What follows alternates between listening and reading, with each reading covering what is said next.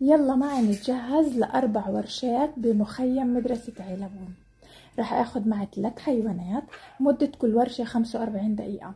رح ناخد بالاول الصفار حبيبي، من الزواحف سحلية اللسان الازرق، ومن الحشرات رح ناخد جندب العصا. 1 2 وهذا 3.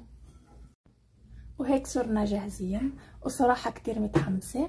صفوف أوائل توالت، إلا كمان كنت أروح عندهم بصف الروضة والبستان. أنا وصلت المدرسة يا أستاذ رياض. الصفار من مجموعة القوارض، شي عنده 4 أسنان، 2 من تحت و2 من فوق.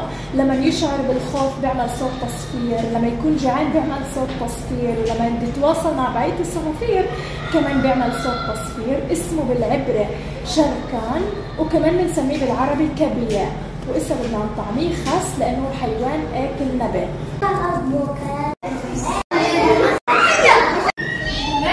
سحليات اللسان الأزرق من فئة الزواحف، اللي بميزها لون لسانها الأزرق. بس تشعر بخطر بتفتح فمها وبتمد لسانها.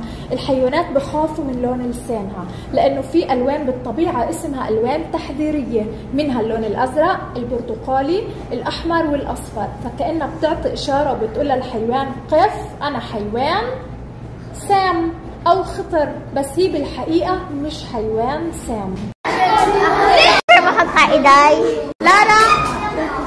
جندب العصا من فئة الحشرات، لما تشعر بخطر أو بتهديد حيوان بده يقرب منها يفترسها فبتتجمد عن الحركة، ولما تتجمد عن الحركة بتوهم الحيوانات إنه شكلها مثل الغصن.